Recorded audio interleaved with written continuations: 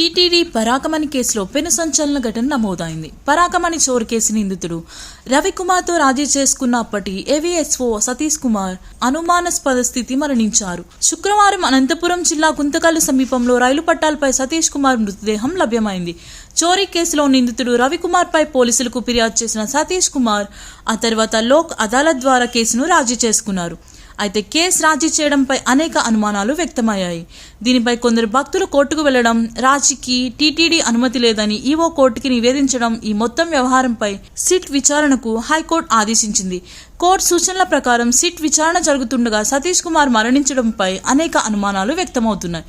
సతీష్ కుమార్ ప్రస్తుతం గుంతకల్లు జీఆర్పీలో పనిచేస్తున్నట్లు చెప్పారు. పరాకమణి చోరీ కేసులో సిట్ దర్యాప్తు జరుగుతుండగా ఈ నెల 6న సతీష్ కుమార్ విచారణ ఎదుర్కొన్నారు. మరోసారి ఆయన విచారణకు రావాల్సి ఉంటుందని సిట్ అధికారులు అప్పట్లో తెలిపినట్లు సమాచారం.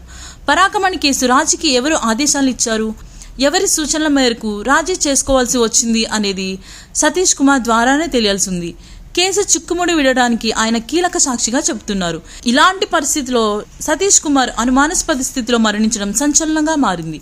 2023లో టీటీడీ పరాకమణిలో రవికుమార్ అనే ఉద్యోగి అమెరికన్ డాలర్ని చోరీ చేస్తే ఇప్పటికీ ఏవీఎస్ఓగా పనిచేసిన సతీష్ కుమార్ రెడ్ హ్యాండెడ్ గా పట్టుకున్నారు. నిందితుడిపై ఫిర్యాదు చేశారు. అయితే అప్పట్లో ఆయన 12 నోట్లు పట్టుకుంటే 9 నోట్లు మాత్రమే చూపించినట్లు ఆరోపణలున్నాయి. ఇక ఆ తర్వాత నిందితుడిని జైలుకు పంపకుండానే కేసు రాజీ చేసుకున్నారు. నిందితుడు రవికుమార్ ఆస్తులను స్వామివారి పేరును రాయించి లోక అదాలత్లో కేసు ఉపసంహరించుకున్నారు. ఈ మొత్తం ఎపిసోడ్లో సతీష్ కుమార్ కీలక పాత్ర పోషించారని ఫిర్యాదులున్నాయి. అయితే ఆయనను రాజీకి ఒప్పుకునేలా ప్రోత్సహించిన వారు ఎవరన్నది తెలియాల్సి ఉంది. టీటీడీ అనుమతి లేకుండానే సతీష్ కుమార్ కేసును రాజీ చేసుకున్నారని ఇప్పటికే ఈవో హైకోర్టుకి నివేదించారు. దీంతో సతీష్ కుమార్ పై ఒత్తిడి తెచ్చింది ఎవరో తేలాల్సి ఉంది.